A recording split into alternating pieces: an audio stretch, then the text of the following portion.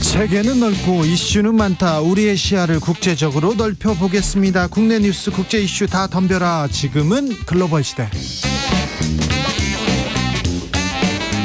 국제적 촉회 세계로 들어가 봅니다. 군사 외교 안보 전문가 김종대 전 의원. 안녕하십니까.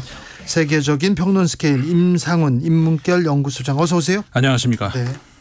가자 지구 한 민간 병원에 폭격이 있었습니다. 500명 넘는 사망자가 발생했습니다. 이거 어떻게 된 일입니까? 예, 저는요. 이제 이스라엘 측은 하마스에서 로켓을 오폭을 해서 자기들이 저지른 거다. 네. 그러니까 이슬람 지하드가 관련돼 있다. 오폭이라고도 안 하고 미사일이 그 주변으로 지나갔다 이렇게 얘기했어요. 네. 참 그 직관적으로는 참 납득하기 어려운 상황이에요. 네. 그러나 정황으로 봤을 땐 이스라엘이 했을 가능성도 꽤 높다. 네. 이렇게 보여지는데요. 이 문제 전후 사정을 좀 종합을 해드리면은 저는 이스라엘판 참수 작전이 진행 중이다. 그러니까 지금은 하마스의 조직과 지휘부를 공격하는데 그게 정확히 식별이 안 되니까 예. 민간이 섞여 있어서 네. 어떤 주요 시설에 대한 폭격이 이루어지고 그러다 보니까 민간인 사상자가 다수 발생하는 중이다. 그래도 병원을 폭격하면 안 되죠. 아니 이거 당연한 거죠. 이거 국제법 위반입니다. 이거. 예. 예. 그런데 지금 그러지 않아도 지금 거의 생존의 어떤 벼랑 끝에 몰려 있는 상황에서 병원 폭격은 너무나 치명적이고 예.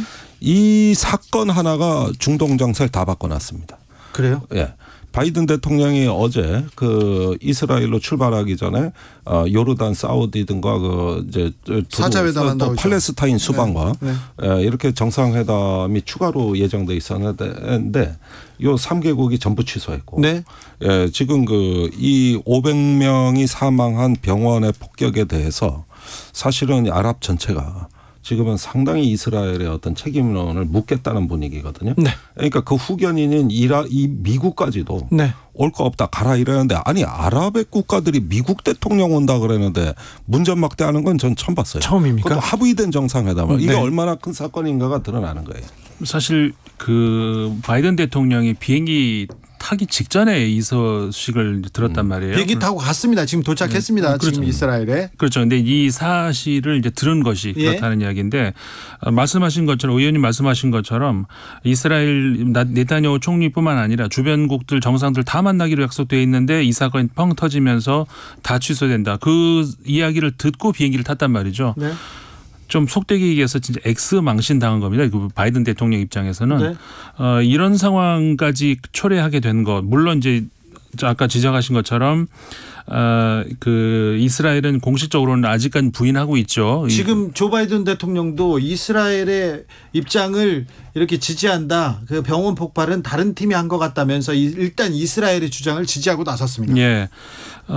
그런데 물론 여러 가지 가능성은 다 놓고 봐야 됩니다. 이제 전쟁 중이고 특히 그 가자 지구 같은 경우에 아주 복잡한 상황.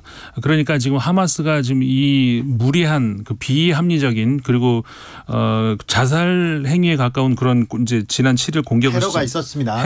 시작을 한 것도 사실은 그 정치적인 그리고 전략적인 그런 차원에서의 그러니까는 더 구체적으로 말씀드리면은 그 특히 서한에 있는 그 파타 당과의 어떤 그 경쟁 관계에서 확실한 우위를 점하기 위한 그런 측면도 분명히 있다는 것이죠. 그리고 그 이외에 다른 무장 정파들도 또 있기 때문에 실제로 다른 무장 정파가 그렇게 했을 가능성을 전혀 배제할 수는 없습니다. 이 가능성이 있기는 있죠.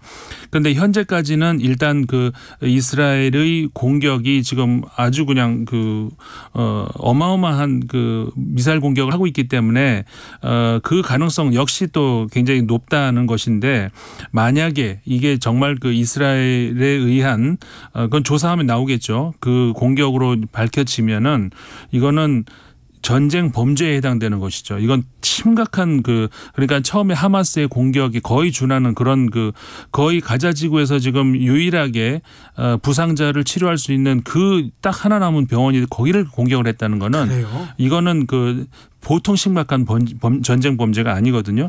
이거는 그 의원님 지적하신 것처럼 지금까지 전 세계적으로는 여론이 그 이스라엘 쪽으로 유리하게 흘러가고 있는 것을 다시 바꿀 수도 있는 심각한 그런 상황입니다. 근데 조 바이든 대통령은 좀 답답하겠네요. 근데 원래 바이든 대통령이 이렇게 급히 이스라엘 찾는 데는 네. 제가 보기에는 두 가지 목적이 있었다고 봐요. 네. 첫 번째는 지금 인질이 200명이 넘는데 네. 그중에 미국 국적자가 20명입니다. 예. 그러니까 지금 이스라엘이 무차별 폭격을 할 때가 아니라 소위 말하는 엔테베식 특수작전이라든가 이런 인질 구출 작전을 해보고 네. 안 되면은 그게 여의치 않으면 협상이라도 해서 네. 우선은 가자 지구의 지상군 침공보다도 인질의 무사안전 구출이 더 화급하고 긴급해요. 네. 두 번째는 가자 지구의 인도적 위기입니다. 네. 지금 봉쇄돼 있거든요. 그리고 이집트하고 통하는 유일한 검문소 지역에도 폭탄이 떨어졌어요. 그리고 지금 60만 명의 피난민이 발생했는데 갈 데가 없습니다. 이렇게 되면은 지금 이미 급수는 거의 막바지 한계 상황에 도달했고 식량도 이제부터 길어야 2, 3일이라는 게 팔레스타인 난민 기구의 발표예요. 네. 그러면은 거의 인도주의적 위기라는 거는 굉장히 많은 이제 희생이 따른다는 얘기인데 이스라엘이 어느 정도 봉쇄만 풀면은 급한 위기는 넘깁니다. 그러니까 이집트 쪽에 구호물자를 실은 트럭이 다 대기 중에 있거든요. 집어넣기만 하면 되거든요. 그러니까 이 정도는 풀어줄 수 있는 거 아니냐. 이런 부분도 이스라엘을 설득할 수 있는 부분이고 이 두 가지는 긴급한 사안이고요. 그다음에 지상군 투입은 이거는 먼 훗날입니다. 이건 제가 보기에 준비에만 최소 한 달 이상 걸려요. 우선 표적을 못 잡아요. 그다음에 점령 이후 대책이 없어요. 그러니까 이런 건 굉장히 준비가 많이 필요한 건데 그런 건 속도를 좀 늦추고 일단 긴급한 문제부터 해결을 하자. 그러니까요. 이런 쪽으로 지금 어떤 권고가 강하게 지금 전달이 되고 있고 이게 급히 가게 된 배경 아니냐. 저는 그렇게 봅니다. 그래서 지난 주말에 지상군이 막 주말쯤 투입될 거라는 외신 기사들이 쏟아져 나왔는데 네. 이번 주에 약간 그런 기사들이 소강 상태다라고 네. 대신 공중 공습을 하면서 이스라엘의 작전 목표는 하마스 제거에 여전히 맞춰져 있다. 그러니까 아까 말씀드린 참수작전이라든가 이런 쪽에 여전히 맞춰져 있기 때문에 여기에서 일단 정책 조정이 시급합니다. 무엇보다도 인도적 위기의 방지와 인질의 구출 이 두 가지 부분에서 먼저 좀 결론을 내리고 그 다음 수순을 밟아야 된다는 거죠.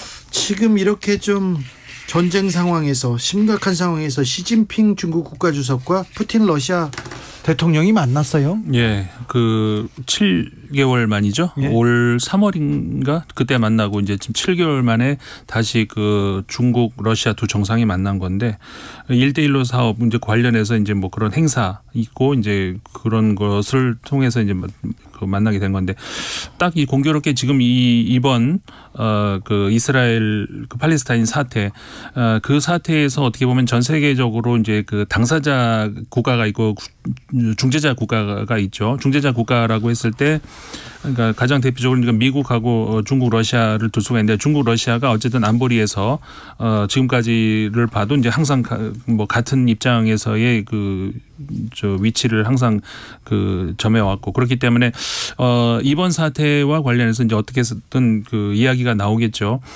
그런데 이게 다른 차원보다 이게 미국도 이번에 재무장관도 그런 얘기했었죠. 우크라이나와 연계될 수 있는 어떤 그런 가능성. 그러니까 미국이 우크라이나를 이제 더 이상 어떻게 해줄 수 있는 힘이 다 붙인다는 그런 국제적인 여론 이런 것에 대해서 미국은 두 개 패키지로 다 할 수 있다. 이런 메시지도 분명히 던지고 있는데 그러니까 이 우크라이나 지역과 이 팔레스타인 지역 두 개가 연계돼서 어떻게 앞으로 전개가 될 것인가 이런 문제에 있어서 아무래도 푸틴 대통령, 러시아 대통령 입장에서 이제 시진핑 국가주석과 중국 국가주석과 이야기를 나눌 그럴 가능성이 높고요.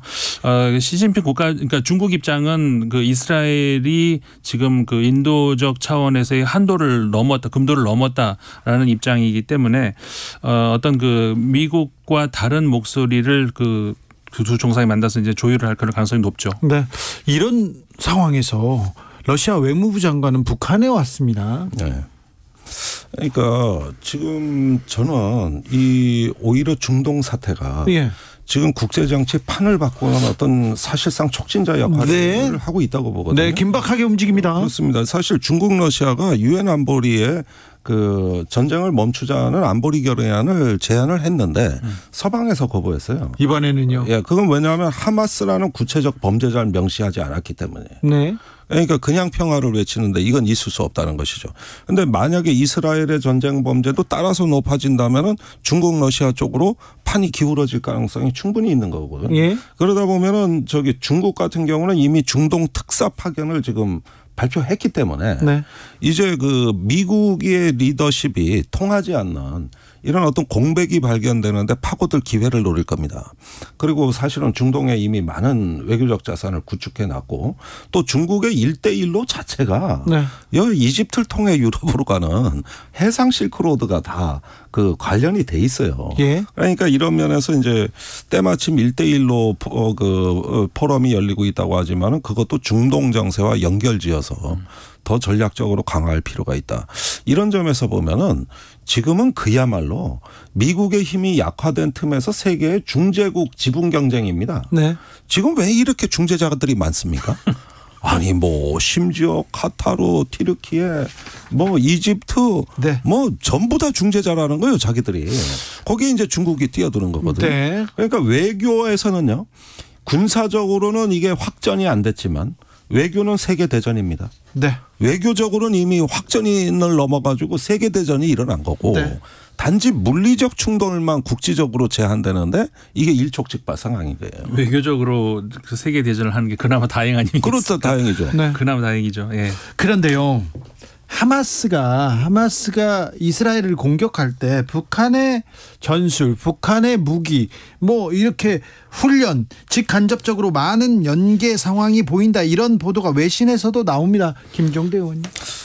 근데 전통적으로 북한하고 군사 분야에서 제일 그 교류와 협력의 끈이 강한 나라는 이란입니다. 네.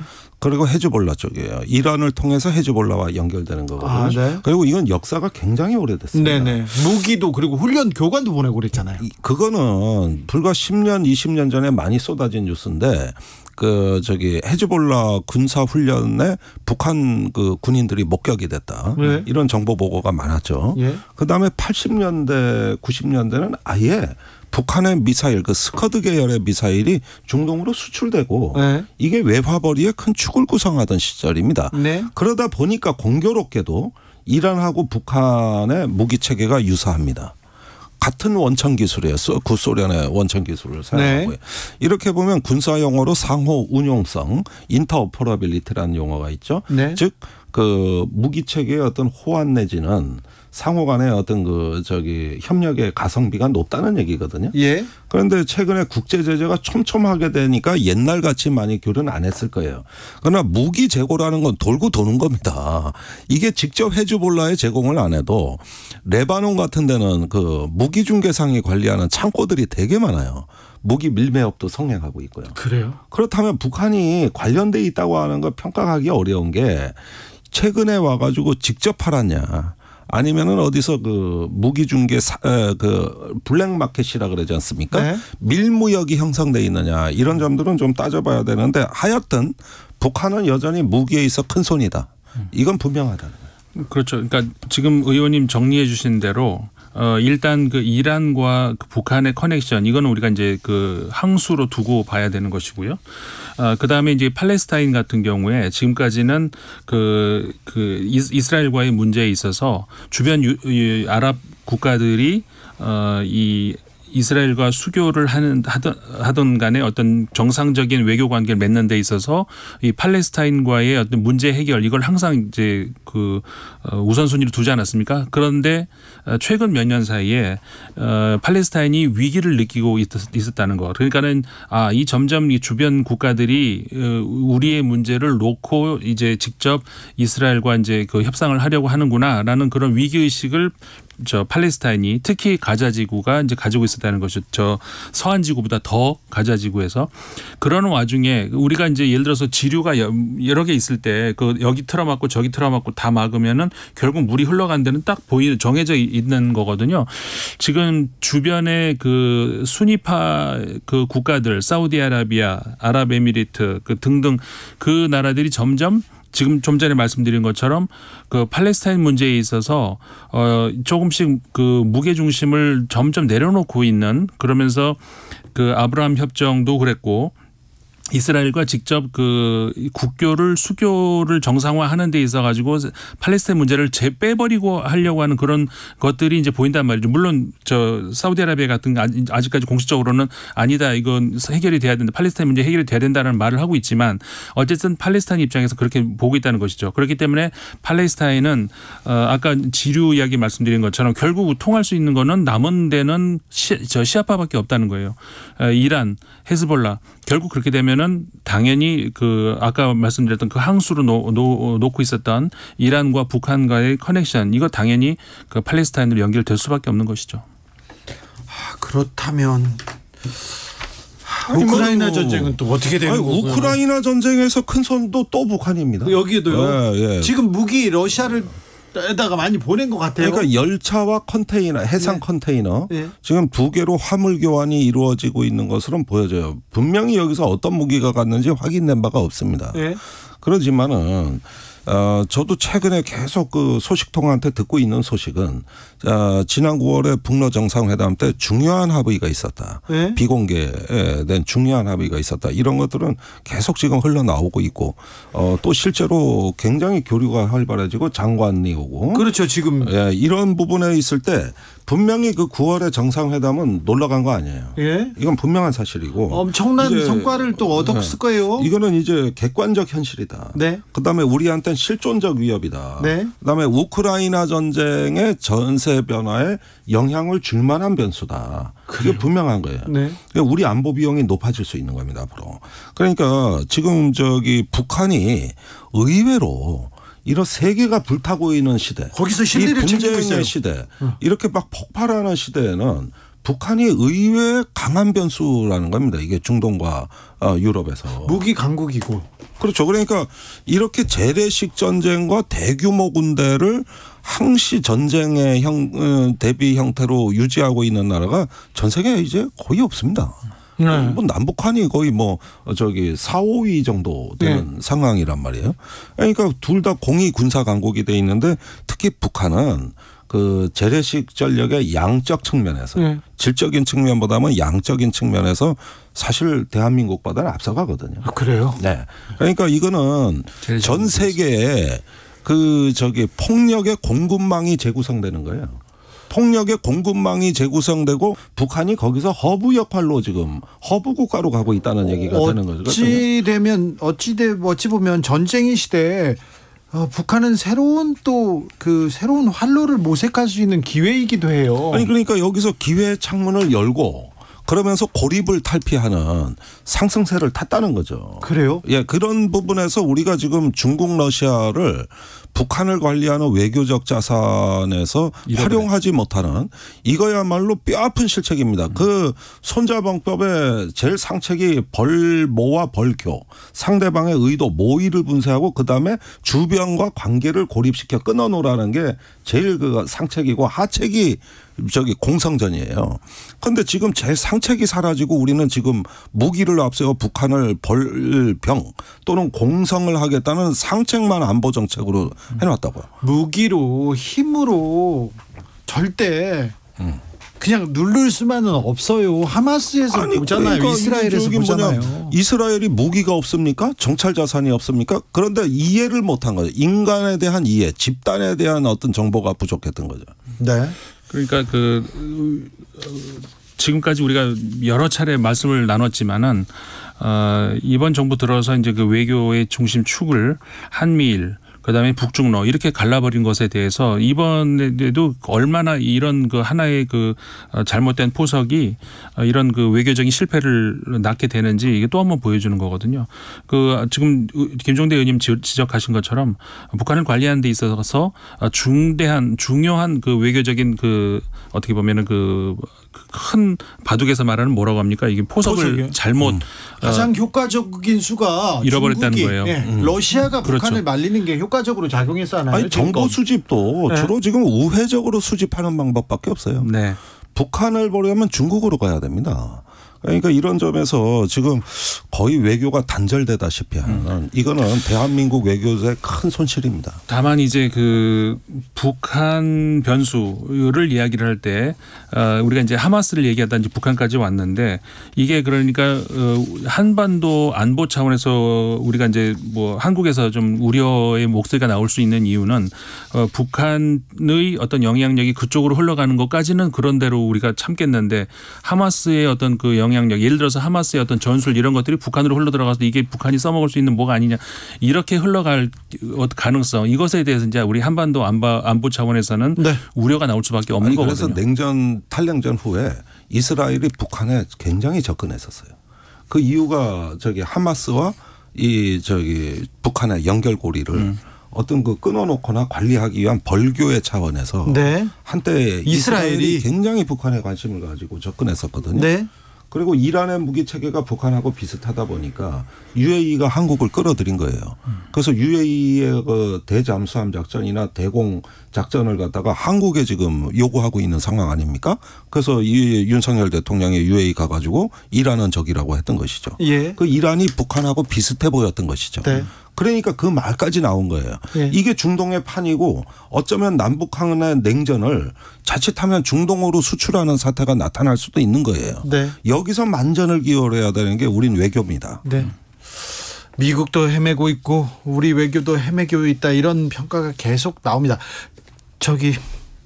기시다 후미오 일본 총리가 야스쿠니 신사에 공물을 복납했습니다. 그리고는요 오늘은요 일본 의원 90여 명이 집단 참배했습니다. 그게 지금 우리 한국에서 무슨 할 말이 있습니까? 물론 공식 항의는 했죠. 외교부에서 항의했습니다. 네, 외교부에서 항의는 했습니다만은 지금까지 우리가 몇 달 동안의 그 대일 외교를 보여준 그런 곳에서 성의를 보이면 일본에서 빈잔을 채운다면서요. 근데 그거를 몰랐습니까? 일본하고 외교를 한두 번 1년 해봐요. 그러니까 그 지금까지 이 대일 외교를 우리가 한 것이 우리가 얻은 게 뭐냐는 거죠. 그런 이야기가 나올 수밖에 없는 것이 뭐를 얻었죠? 우리가 대일 외교에서 뭘 얻었죠? 이건 명백하잖아요. 더 이상 무슨 이야기를 여기서 더 할 수 있겠습니까? 그러니까 지금 일본의 부상이 인도태평양에서 규범을 지키고 자유로운 어떤 인도태평양을 만드는 국제주의자 일본이 있는가 하면 국수적이며 수구적이고 과거 민족주의로 되돌아가는 일본도 있어요. 두 개의 얼굴입니다.